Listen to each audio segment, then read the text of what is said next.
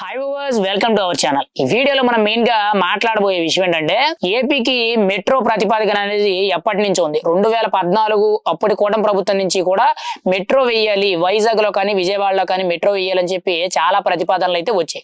తర్వాత 2019 నుంచి 2024 వరకు కూడా వైఎస్ఆర్సీపీ ప్రభుత్వ హయాంలో కూడా వైజాగ్ కి మెట్రో అని చెప్పి ప్రతిపాదనలు చెప్పారు తప్పితే ఎక్కడ కూడా ఆచరణలో చూపించలేదు.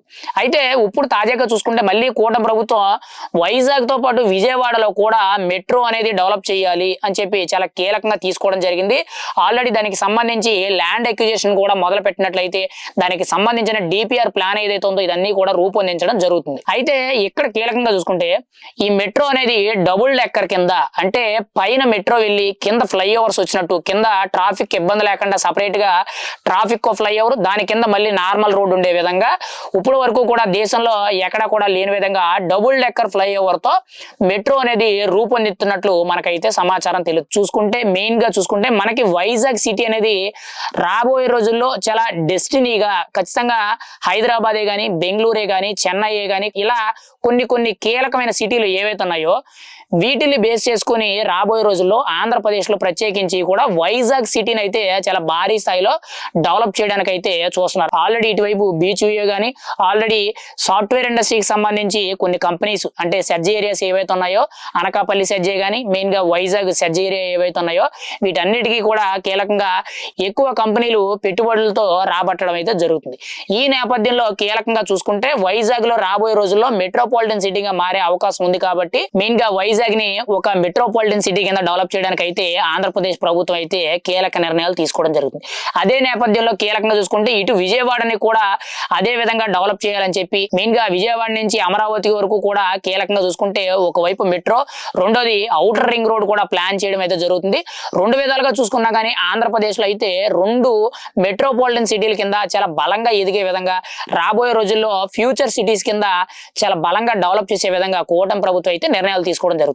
ఆ నేపథ్యంలోనే మెట్రో అనేది యాక్చువల్ గా మనకు చూసుకుంటే ఆంధ్రప్రదేశ్ లో ఉన్న జనాభా ప్రకారంగా చూసుకున్నా కానీ, లేదంటే వైజాగ్ సిటీ కానీ విజయవాడ సిటీకి మెట్రో అనేది నష్టాలు తీసుకొస్తుంది. ఎందుకనంటే మనకి హైదరాబాద్ లోనే అంత మంది జనాభా ఉండి కూడా హైదరాబాద్ మెట్రో అనేది నష్టాల్లో నడుస్తుంది. కానీ ఇక్కడ ఆంధ్రప్రదేశ్ లో కీలకంగా వైజాగ్ కానీ విజయవాడ కూడా చూసుకుంటే చాలా తక్కువ జనాభా, ఇక్కడ కూడా నష్టాలు వచ్చే అవకాశాలు అవుతున్నాయి. కానీ ఏంటంటే ఆ నష్టాల్ని అధిగమించి రాబోయే రోజుల్లో ఖచ్చితంగా ఫ్యూచర్ డెవలప్మెంట్ కోసం ఖచ్చితంగా ఇప్పటి నుంచే కూడా దానికి మంచి పునాదులు వేసుకుంటూ వెళ్ళినట్లయితే ఏదో ఒక రోజు ఖచ్చితంగా మెట్రోపాలిటన్ సిటీ అయ్యి నష్టాల్లో నుంచి లాభాల్లోకి వెళ్తుంది. పైగా సిటీ కూడా బాగా డెవలప్మెంట్ అవుతుంది. కీలకంగా చూసుకుంటే ట్రాఫిక్ ఇష్యూస్ అనేవి ఉండవు. పైగా అన్ని విధాలుగా కూడా చూసుకుంటే గవర్నమెంట్ కూడా కొంత సపోర్ట్ ఉంటుంది, అన్ని విధాలుగా బాగుంటుంది అని చెప్పి పెట్టుబడిదారులు అంటే ఫారెన్ కంపెనీస్ ఇన్వెస్టర్స్ రావాలన్నా కూడా మెట్రో ఉంది, ట్రాఫిక్ ఇబ్బంది లేదు, లా అండ్ ఆర్డర్ ఇష్యూ లేదని చెప్పి పలు కీలక అంశాలన్నీ కూడా గుర్తుపెట్టుకొని ఇన్వెస్ట్మెంట్లు అనేవి ఇంకా స్పీడ్ గా రావడం జరుగుద్ది. అయితే ఈ నేపథ్యంలో ఈ డబుల్ డెక్కర్ అనేది ప్రత్యేకించి కూడా ఫ్లైఓవర్స్ ప్రతిపాదించడం జరుగుతుంది. ఇందులో కీలకంగా చూసుకుంటే ఈ ఫ్లైఓవర్స్ కూడా మరీ పూర్తిగా కాకుండా కొద్ది చోట్ల, అంటే ఎక్కడైతే రోడ్డు విస్తరణ అనేది బాగా వెడల్పుగా ఉంటుందో, ఎక్కడైతే బాగా విసులుగా ఉంటుందో అక్కడ ట్రాఫిక్ ఇష్యూస్ రాకుండా ప్రత్యేకించి కూడా పైన మెట్రో వెళ్ళేటట్టు ఆ తర్వాత ఫ్లైఓవర్ వస్తుంది. ఆ ఫ్లైఓవర్ మీద నుంచి ట్రాఫిక్ అనేది వెళ్ళడం జరుగుద్ది. అక్కడి నుంచి మళ్ళీ కింద కూడా రోడ్డు ఉంటుంది. ఇలా డబుల్ డెక్కర్ అనే ఒక ప్లాన్ తో ఒక కీలక ప్రతిపాదనతో అయితే మెట్రో అనేది ఆంధ్రప్రదేశ్ లో రెండు సిటీలకు అయితే చాలా ప్రత్యేకించి కూడా చాలా బలంగా రావడం అయితే జరుగుతుంది. ఇప్పటి వరకు కూడా స్టేట్ లో అంటే తెలుగు రాష్ట్రాల్లో ఎక్కడ కూడా మెట్రో అనేది ఇంత కీలకంగా తీసుకురాలేదు. మామూలుగా హైదరాబాద్ లో మెట్రో అనేది దేశంలోనే చాలా పెద్ద మెట్రో అని మనం అయితే చెప్పుకోవాలి విస్తీర్ణంలో. కానీ ఇక్కడ విస్తీర్ణం కంటే ఇప్పుడు ఫెసిలిటీస్ పరంగా కానీ ఫ్లెక్సిబిలిటీలు అంటే కీలకంగా చూసుకుంటే ఎవరికి కూడా ఎటువంటి ఇబ్బందులు రాకూడదు, మెయిన్ గా ట్రాఫిక్ ఇష్యూస్ అనేవి రాకూడదు అనేటట్టు ఇలా డబుల్ డెక్కర్ ఫ్లైఓవర్స్ అయితే ఏర్పాటు చేయడం జరుగుతుంది. ఇంకా వినూత్నమైన రీతిలో ఇంకా కొత్త నిర్ణయాలు కూడా తీసుకుంటున్నట్టు కొంత సమాచారం అయితే తెలుస్తుంది.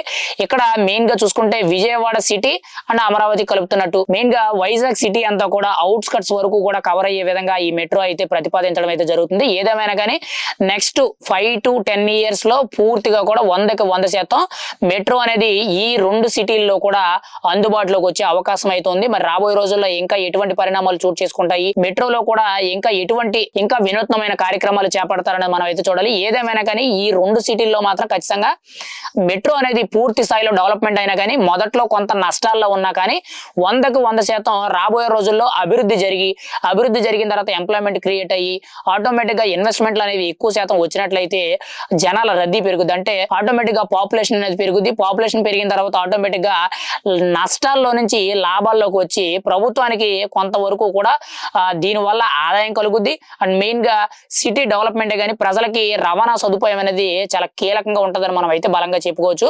మరి డబుల్ డెక్కర్ ఫ్లైఓవర్ తో ఈ మెట్రో అనేది ఆల్రెడీ కీలకంగా చూసుకుంటే ల్యాండ్ అక్విజిషన్ జరుగుతుంది. ఇటువైపు డిపిఆర్ ప్లాన్స్ అనేవి రెడీ చేయడం జరుగుతుంది. మరి ఎప్పుడు శంకుస్థాపనల పనులు మొదలవుతాయి, అక్కడి నుంచి కూడా ఎన్నేళ్లు పడతాయని చూడాలి. ఏదేమైనా కానీ ఒక అడుగు ఎదరకు వేసామని మనం అయితే చెప్పుకోవచ్చు. మరి ఇది పూర్తవడానికి ఎన్నేళ్లు పడద్దు అనేది మనం అయితే చూడాలి.